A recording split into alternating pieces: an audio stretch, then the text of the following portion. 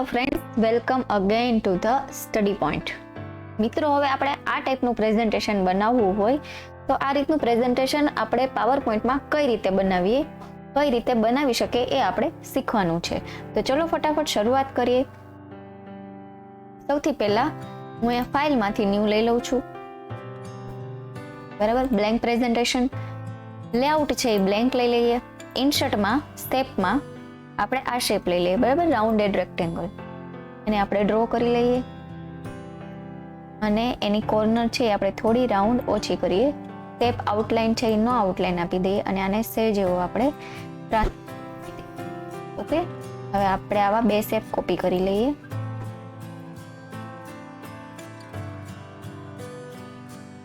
બરાબર છે. હવે આપણે આવા 3 શેપ કોપી કરવાના છે. તો આ બે શેપ છે થોડા આપણે ઉપર જવા દે. વચ્ચે થોડી એવી જગ્યા રાખવી જેથી આપણા શેપ છે પ્રોપરલી દેખાઈ શકે. એ ડિફરન્ટ શેપ્સમાં લીધેલું છે અને એક લાસ્ટ શેપ અહીંયા આપણે મૂકી દઈએ અને બી આપણે થોડો મોટો કરી દઈએ. બરાબર, અને આ બધા જ શેપ હું એક સાથે સિલેક્ટ કરીને એક જ મિનિટ આપણે અહીંયાથી વ્યવસ્થિત સેટ કરી લઈએ. બધા શેપ જે જગ્યા વચ્ચે છે એ જગ્યા વ્યવસ્થિત કરી લઈએ. બરાબર છે, અને સહેજ એવો રોટેટ કરીએ.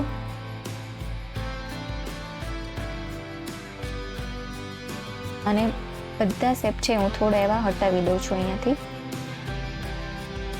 થોડા બેક સાઈડ લઈ લઈ જેથી આપણો આ જે નીચેની સાઈડની જગ્યા હતી એ દેખાય નહીં. બરાબર છે.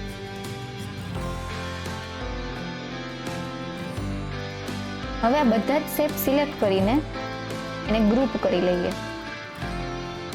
પછી શેપ ફિલમાં જતા રહીએ, પિક્ચરમાં જતા રહીએ, ફાઇલ. ઓકે, તો ગ્રુપ કરેલો છે આપણે એટલે એક જ ફોટો છે એ બધા શેપમાં આવી જશે. હવે અહીંયા આપણે વિન્ટર વેધર એવું લખવું છે તો ઇન્સર્ટમાંથી ટેક્સ્ટ બોક્સ લઈ લઈએ. બરાબર છે. અહીંયા આપણે ટાઈપ કરી દઈએ વિન્ટર. અને અક્ષરની સાઈઝ છે એ આપણે મોટી કરી દઈએ. બરાબર છે.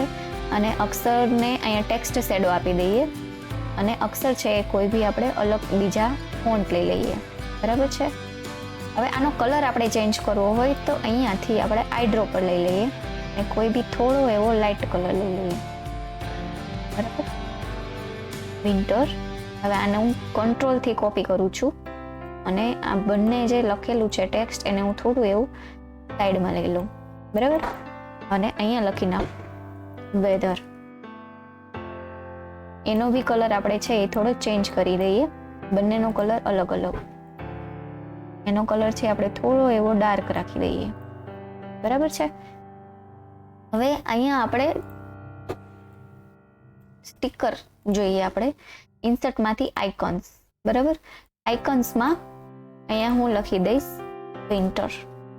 એટલે વિન્ટરને રિલેટેડ જેટલા બી આઇકોન્સ હશે એ બધા આવશે. એમાંથી તમે કોઈ બી આઇકોન્સ છે એ લઈ શકો છો. ઇન્સર્ટ. બરાબર છે. અને આ બધાને આપણે અલગ અલગ જગ્યાએ સેટ કરી દઈએ. પહેલા તો આ બધાની સાઈઝ છે થોડી આપણે મોટી કરી દઈએ. બરાબર, સેટ કરી દીધા છે.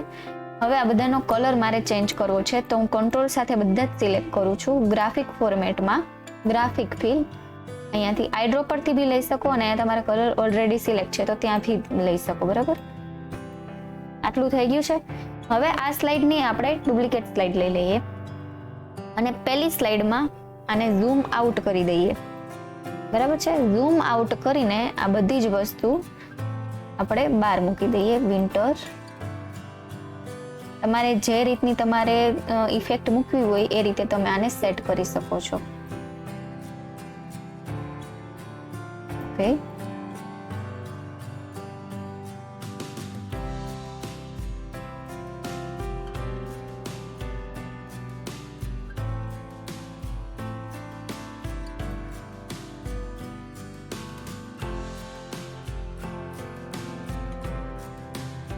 ઓકે, આપણે આ રીતે સેટ કરી લીધું છે. હવે આ બંને સ્લાઇડને સિલેક્ટ કરીને ટ્રાન્ઝિશનમાં અહીંયાથી મોસ્ટ ટ્રાન્ઝિશન આપવાનું છે અને હવે આપણે આને પ્લે કરીને જોઈએ. બરાબર છે. તો તમારી સ્લાઇડ છે એ આ રીતની તમે જોઈ શકો છો. તો મિત્રો, જો તમને મારો આ વિડીયો ગમ્યો હોય તો મારી ચેનલને વધુને વધુ લાઇક, શેર એન્ડ સબસ્ક્રાઇબ કરજો. Thank you.